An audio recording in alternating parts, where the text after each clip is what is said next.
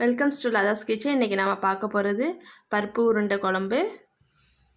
நம்ம அதுக்கு தேவையான பொருட்கள் என்னென்னா, ஃபஸ்ட்டு நம்ம இந்த மசாலா ரெடி பண்ணி வச்சுருக்கணும். இதன் பருப்பு 1 கப்பு, தேங்காய் பூ 1 டீஸ்பூன், ஜீரகம் 1 டீஸ்பூன், சோம்பு. அதை நம்ம மிக்ஸியில் போட்டு அரைச்சி வச்சுக்கிட்டு, அதோட ஒரு பெரிய வெங்காயத்தை நம்ம கட் பண்ணி ஆட் பண்ணியிருக்கோம். அப்புறம் கொஞ்சம் 1 ஸ்பூன் மிளகாய்த்தூள், கொஞ்சம் கருவேப்பிலை, மஞ்சத்தூள் கொஞ்சம் எல்லாம் போட்டு நம்ம மிக்ஸ் பண்ணி வச்சுருக்கோம். தேவைக்கேற்ப உப்பு போட்டு மிக்ஸ் பண்ணி வச்சுருக்கோம். இப்போ இதை உருண்டையாக நம்ம பேன் ஆன் பண்ணி அதை எண்ணெயை ஊற்றி காய வச்சுருக்கோம். எண்ணெய் நல்லா காய்ச்சிட்டு இப்போ இதில் நம்ம இந்த உருண்டையை ஒன்றா உருட்டி போட்டு எடுக்க போகிறோம். ஒரு உருண்டையை போட்டு நம்ம எண்ணெயில் பொரித்து எடுத்துக்கிறோம். இதை நம்ம பொரிச்சியும் போடலாம் எண்ணெயில். அப்படி இல்லைன்னா ஒரு உருண்டையை உருட்டி இட்லி பானையில் வச்சு அவிச்சு அதையும் நம்ம நம்ம எடுத்துக்கலாம். நம்ம எண்ணெயில் வச்சு பொரித்து எடுத்துக்கிறோம். இப்போது நல்லா பொன்னிறமாக வர வரையும் பொரித்து எடுத்துட வேண்டியதான் உருண்டையை.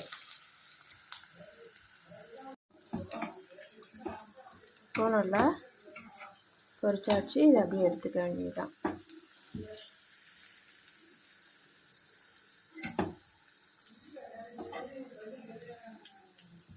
அதே மாதிரி மிச்சம் இருக்க உருண்டையும் ஒன்றா எடுத்து உருட்டி நம்ம போட்டுக்கணும். இது மாதிரி எல்லா உருண்டையும் எடுத்து உருட்டி போட்டு பொரித்து எடுத்துக்க வேண்டியதுதான்.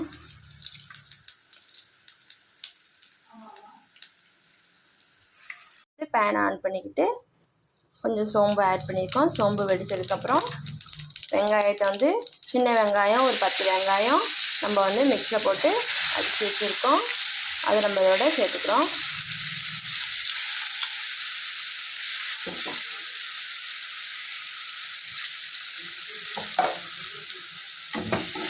நல்லா வதக்கணும்.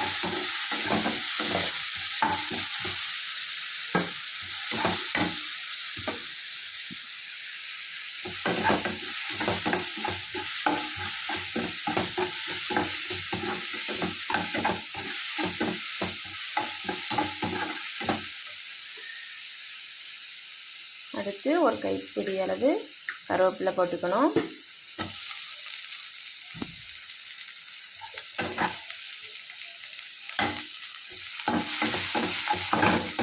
வெங்காயம் வதங்கிடுச்சு. அடுத்து நம்ம அதில் தக்காளி ஆட் பண்ண போகிறோம்.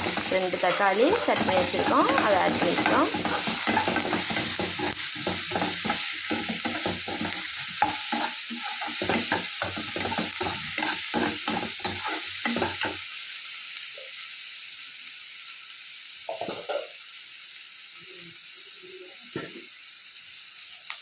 நல்லா வதங்கணும். அடுத்து நம்ம கட் பண்ணி வச்சுருக்க உருளைக்கிழங்கை ஆட் பண்ணிக்கிறோம்.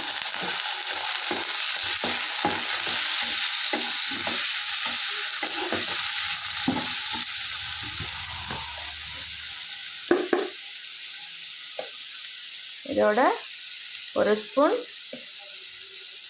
2 ஸ்பூன் மல்லித்தூள் ஆட் பண்ணிக்கிறோம். 1 ஸ்பூன் மிளகாய்த்தூள் ஆட் பண்ணிக்கிறோம்.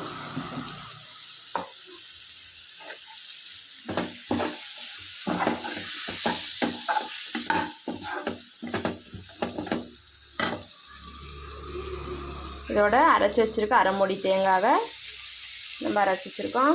அதை நம்ம இதோட மிக்ஸ் பண்ணிக்கிறோம். ஒரு நெல்லிக்காய் அளவு புளி எடுத்து ஊற வச்சுருக்கோம். அந்த புளி தண்ணியை நம்ம இதில் ஆட் பண்ணிக்கிறோம்.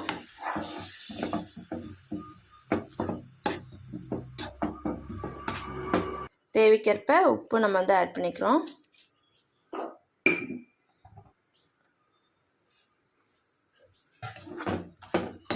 இது நல்லா கொதிச்சு வரணும். கொதிச்சு வந்ததுக்கப்புறம் நம்ம பொரிச்சு வச்சுருக்க உருண்டை எடுத்து இதில் ஆட் பண்ணிக்கணும். நல்லா ஒரு 5 மினிட்ஸ் நல்லா இதை கொதிக்க விடுவோம். குழம்பு இப்போ நல்லா கொதிச்சிடுச்சு. இப்போ நம்ம பொரிச்சு வச்சுருக்க உருண்டை எடுத்து நம்ம இதில் ஆட் பண்ணிக்க வேண்டியதுதான். ஒன்றா எடுத்து ஆட் பண்ண வேண்டியதுதான்.